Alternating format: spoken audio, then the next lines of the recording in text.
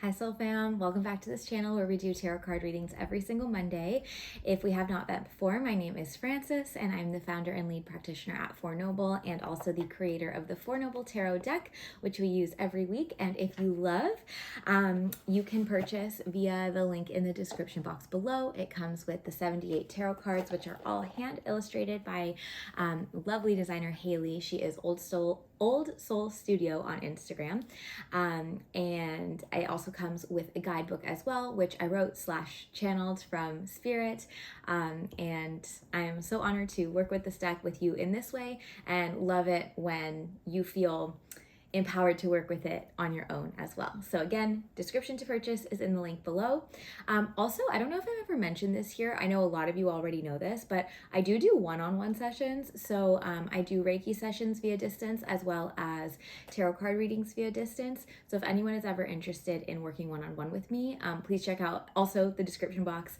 All the links to all the things are down there, but I just realized I'd never actually mentioned that here on YouTube. So that is always an option and I would love to connect with you. Okay, in for our reading this week, let's connect energy. Working in the light and the highest for everyone here's greatest good and deepest understanding at this time. Keeping my energy on, cleansed and protected, and theirs as well. And welcoming in my spiritual team. And each and every person here's spiritual team as well.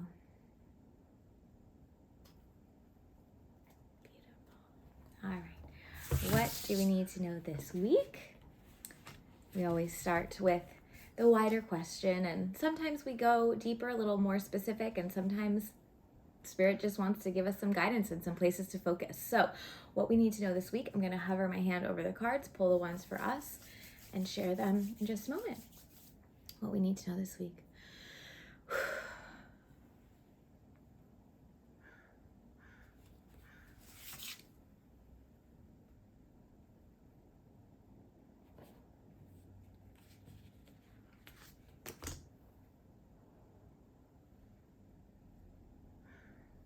Okay, the very last card. I love it when that happens. Okay, so we have two cards, and a single card. So let's start with the first set of two.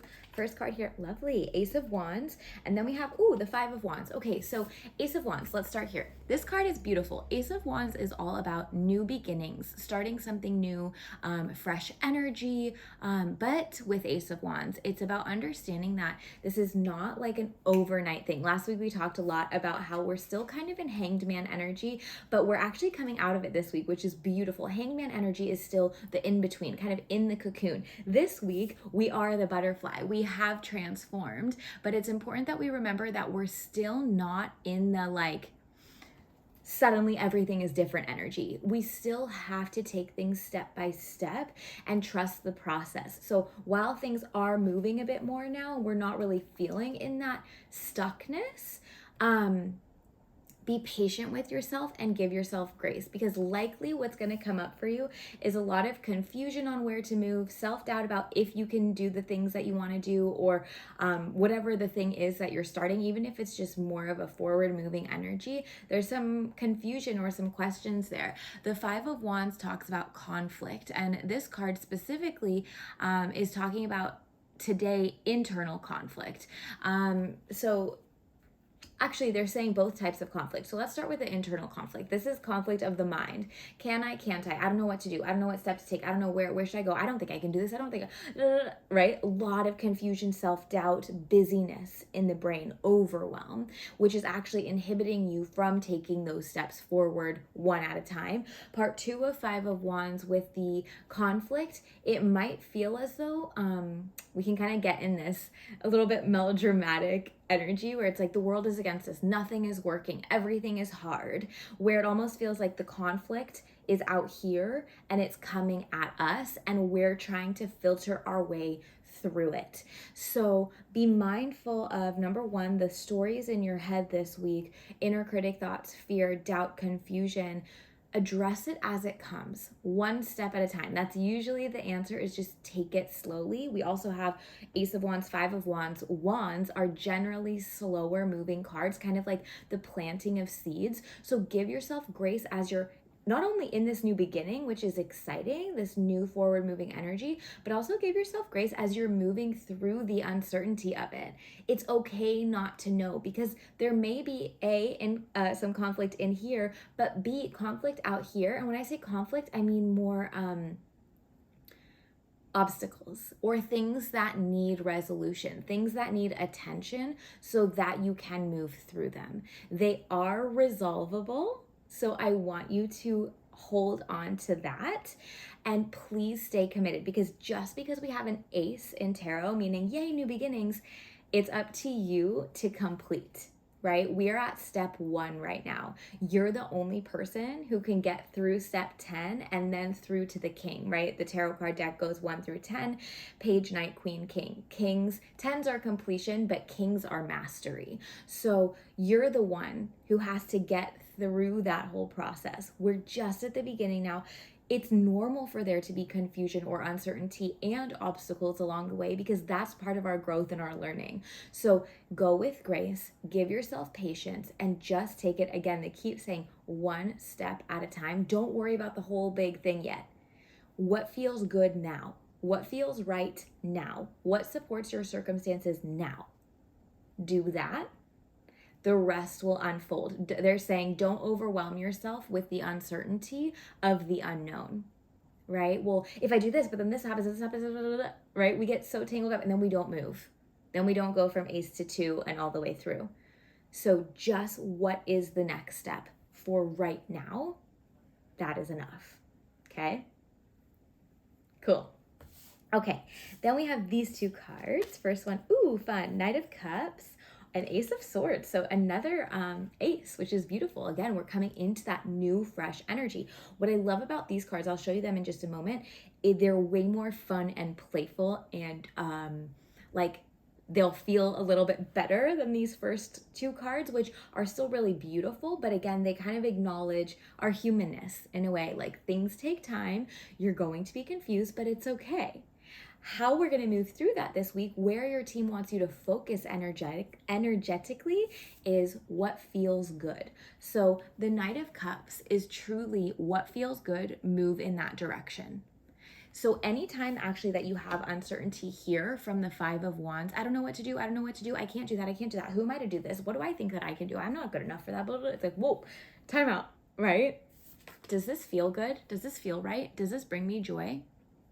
Okay, I'm gonna do it, right? And really following what lights you up, that is how to find clarity in what to do next. Does it bring you peace in your heart? Maybe still a little bit of uncertainty and nervousness, because the best things are scary. Growth is scary, right? But also, does it bring a sense of peace or excitement or joy or playfulness? Does it make you smile? That's the step, yeah?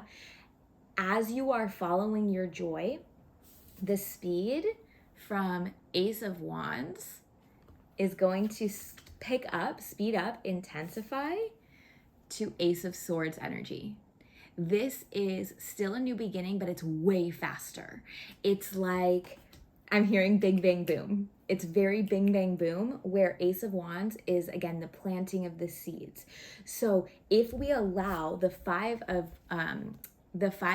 Wands to that confusion, that uncertainty, those obstacles, if we let that win, we're going to stay in the Ace of Wands energy.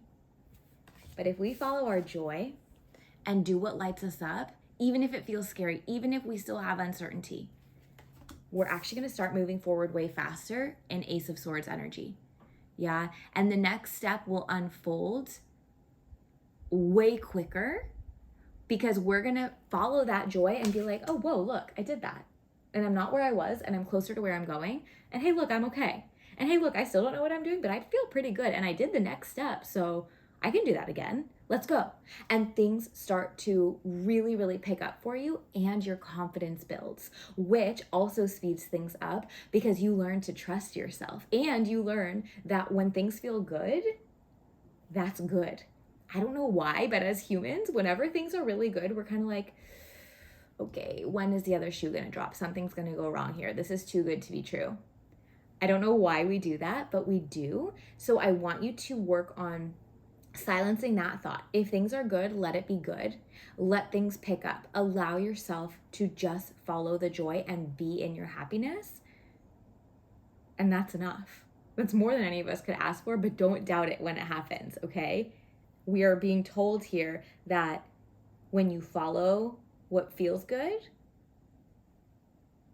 the path unfolds for you faster and you get to walk it faster.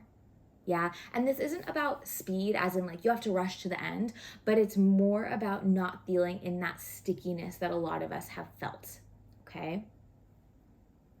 Last card, 8 of Cups. Okay. So a little bit of homework.